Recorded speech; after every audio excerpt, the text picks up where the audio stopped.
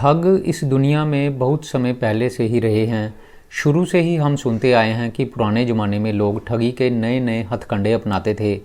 कई शातिर ठग होते थे जो कि कई तरह से लोगों को अपनी बातों में लगाकर उनका कीमती सामान लूट लिया करते थे। ये काम बरसों से चला आ रहा है। पहले के ज़माने में ऐसा होता था, ठग लोग किसी के पीछे लग जाते थे और उसको बातों में लगाकर उसका कीमती सामान लूट लेते थे, या फिर लोग अपने घरों में किसी को शरण देते, रात को खाना खिलाते, खाने में नशीली दवा मिला देते और जब वो राहगीर वो खाना खाकर गहरी नींद में सो जाता तो वो उसकी हत्या कर देते और उसका सारा सामान लूट लेते। कोई नौकरी के नाम पर ठगी करता, कोई विदेश भेजने के नाम पर ठगी करता। लेकिन आजकल एक नई तरह की ठगी प्रचलन में आ गई है जिसको साइबर ठगी भी कहा जाता है। अनगिनत साइबर ठग एक्टिवेट हो चुके हैं जो कि आपके पास भी नहीं आते, बल्कि दूर बैठकर आपको फ़ोन पर ही अपनी बातों में लगाकर आपके बैंक अकाउंट में जो आपकी बरसों की कमाई होती है, खून पसीना एक करके एक एक रुपया जोड़कर जो आपने भले बुरे दिनों के लिए जोड़ा होता है, वो पैसा एक ही बार में साफ़ कर देते हैं। जी हाँ दोस्तों, इसको साइबर ठगी भी कहा जाता है। रोज़ न्यूज़ में ये बात देखने सुनने को मिल जाती है कि किसी जगह पर किसी रिटायर्ड ऑफिसर को, किसी बैंक कर्मचारी को डिजिटल अरेस्ट करके उससे लाखों रुपए अपने खाते में ट्रांसफ़र करवा लिए गए। ये ठग इतने शातिर होते हैं कि पुलिस की पकड़ में भी नहीं आते।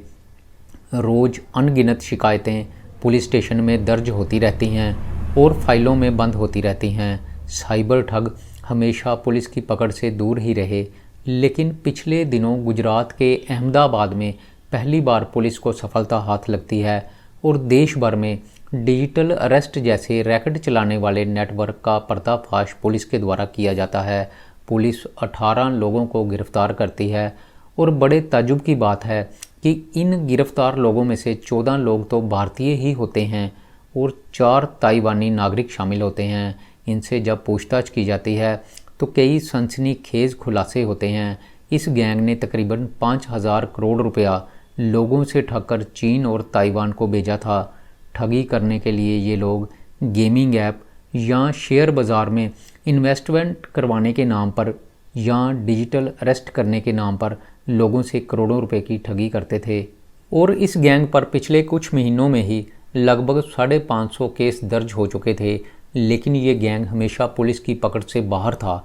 फिर एक दिन अचानक से पुलिस वाले अनाउंसमेंट करते हैं कि उन्होंने पहली बार डिजिटल अरेस्ट करने वाले नेटवर्क का भंडाफोड़ किया है। ये लोग इतने शातिर थे कि बिना OTP के ही बैंक खातों से पैसे निकाल लेते थे। कुछ समय पहले तक तो ऐसा होता था कि लोगों को फ़ोन कॉल आते थे और कोई ना कोई बहाना लगाकर ठग लोग उनसे OTP मांगते थे, जैसे कि वो कभी बैंक कर्मचारी बन जाते या फिर किसी और कंपनी का नाम लेकर वो लोगों को फ़ोन करते और बोलते कि आपके फ़ोन पर एक OTP आया है, हमें वो OTP बताइए वरना आपका बैंक खाता बंद हो जाएगा या आपका बिजली का मीटर काट दिया जाएगा। लोग उनकी बातों में आकर उनके मोबाइल पर आया हुआ OTP बता देते और इस तरह से OTP की मदद से महज कुछ ही मिनटों में ये लोगों का खाता सफाचट कर देते। लेकिन ये जो गिरोह पकड़ा गया था, इसकी कार्यप्रणाली कुछ अलग तरह की थी। इसके मास्टरमाइंड ताइवान में बैठे थे और ये ताइवान में बैठकर बिना OTP के ही बैंक खातों से पैसे निकाल लेते थे। जब पुलिस वाले इन आरोपियों को गिरफ्तार करते हैं तो उनके पास से एक PTP बरामद होती है जिसमें कि ये सब कुछ बताया गया था कि ठगी का काम कैसे करना है, किस तरह से लोगों के मोबाइल को हैक करके उनका पैसा अपने खातों में ट्रांसफ़र करना था। पुलिस वाले जब इस गिरोह के लोगों से सख्ती से पूछताछ करते हैं तो पता चलता है कि ये केवल एक ही ऐसा गिरोह नहीं है जो कि लोगों के साथ साइबर ठगी को अंजाम दे रहा था, बल्कि इस तरह के कम से कम 100 और गिरोह हैं जो अलग अलग लोगों के बैंक खातों को खाली करने में लगे हुए थे। दरअसल इस गैंग के पर्दाफाश होने के पीछे फ़िलहाल के दिनों में दर्ज हुई एक FIR होती है। अहमदाबाद के एक नागरिक से डिजिटल अरेस्ट के द्वारा 80 लाख रुपए की ठगी की जाती है। उस नागरिक को 10 दिनों तक डिजिटल अरेस्ट करके रखा गया था और उसको डरा धमकाकर उसके बैंक अकाउंट से 80 लाख रुपया ठगों ने अपने खाते में ट्रांसफ़र करवा लिया था। पीड़ित व्यक्ति ने अहमदाबाद क्राइम ब्रांच में एफआईआर दर्ज करवाई थी और इसी सिलसिले में पुलिस वाले जब जांच करते हैं तो उनके सामने इस गैंग का सारा मॉड्यूल सामने आता है और 18 लोगों को गिरफ़्तार किया जाता है। जैसे ही इन लोगों को गिरफ़्तार किया जाता है, पुलिस वाले उनके सोशल मीडिया अकाउंट की जांच करते हैं और इस रैकेट के तार ताइवान से जुड़ते हुए नज़र आते हैं। लेकिन ताइवान में आरोपियों को गिरफ़्तार करना आसान नहीं था, क्योंकि ताइवान की सरकार के साथ हिंदुस्तान की पुलिस की कोई भी कम्युनिकेशन नहीं है। ताइवान में बैठे हुए ठगों को गिरफ़्तार करने के लिए पुलिस वाले ताइवान नहीं जा सकते थे, इसलिए पुलिस वाले चुपचाप से बैठकर मौके का इंतज़ार करते हैं ताकि जब ताइवान के ठग जो हैं वो यहाँ पर आएँ तो उनको गिरफ़्तार किया जा सके। क्योंकि पुलिस को जानकारी मिली थी कि ताइवान के साइबर ठग जो हैं वो अक्सर हिंदुस्तान आते रहते हैं, इसलिए पुलिस वाले इस केस को डिस्क्लोज़ नहीं करते बल्कि चुपचाप बैठकर इंतज़ार करते रहते हैं। फिर एक दिन पुलिस को सूचना मिलती है कि ताइवान से 2 आरोपी दिल्ली और 2 आरोपी बेंगलुरु आए हैं। पुलिस वाले चारों को एक साथ इकट्ठा गिरफ्तार कर लेते हैं। पुलिस को गुप्त सूचना मिली थी कि 2 आरोपी दिल्ली के ताज होटल में ठहरने वाले हैं। पुलिस वालों ने ताज होटल में पहले ही कमरा बुक करवा के रखा था और वहां पर रहकर चुपचाप से इन आरोपियों का इंतज़ार कर रहे थे। दूसरा, पुलिस वाले इन आरोपियों को रंगे हाथों गिरफ्तार करना चाहते थे। जैसे ही दोनों आरोपी होटल में पहुंचते हैं और आरोपी अपना लैपटॉप ऑन करते हैं, उसी समय पुलिस वाले रेड कर देते हैं और आरोपियों को रंगे हाथों गिरफ्तार कर लेते हैं। जब ठगों को गिरफ्तार किया जाता है तो ये ठग यही कहते रहे कि वो तो व्यापारी हैं और यहाँ पर व्यापार के सिलसिले में आए हैं, लेकिन पुलिस वाले उनको गिरफ्तार करके पुलिस स्टेशन ले जाते हैं और उनके लैपटॉप को अपने कब्जे में लेकर उसकी जांच करते हैं। लैपटॉप से कई हैरानीजनक बातें सामने आती हैं। जब उनसे सख्ती से पूछताछ की जाती है तो पता चलता है कि ताइवानी आरोपियों ने एक पीटीपी तैयार की थी। इस पीटीपी में भारत में एजेंट बनाने, फर्जी सिम कार्ड लेने, फर्जी बैंक खाता खोलने और ठगी की जो रकम लोगों से हासिल की गई थी उसको क्रिप्टो करेंसी में बदलने की सारी डिटेल तैयार करके रखी हुई थी।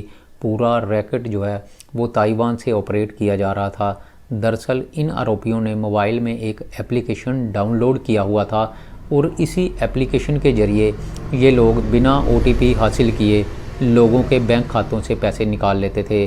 दरअसल जिस व्यक्ति का बैंक खाता इन्होंने खाली करना होता उसके मोबाइल में ये किसी न किसी तरह से अरेस्ट का डर दिखाकर या शेयर मार्केट में ट्रेडिंग का लालच देकर उन लोगों के मोबाइल में एक एप्लीकेशन को इंस्टॉल करवा देते और उसके बाद जैसे ही वो लोग उनके मोबाइल में इनके द्वारा बताई हुई एप्लीकेशन को डाउनलोड करते थे, ये लोग उनके मोबाइल को हैक कर लेते और बिना उनसे ओटीपी मांगे ही बैंक से सारा पैसा निकाल लेते।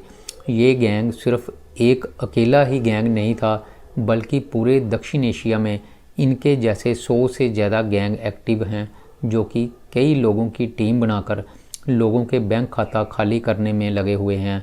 अब क्योंकि ये ताइवान के लोग हिंदुस्तान की भाषा को ज़्यादा नहीं समझते थे, इसलिए इस काम में इनको हिंदुस्तानी लोगों की ज़रूरत होती थी। तो इसके लिए भी ये अपना नेटवर्क हिंदुस्तान में फैलाकर बैठे हुए थे।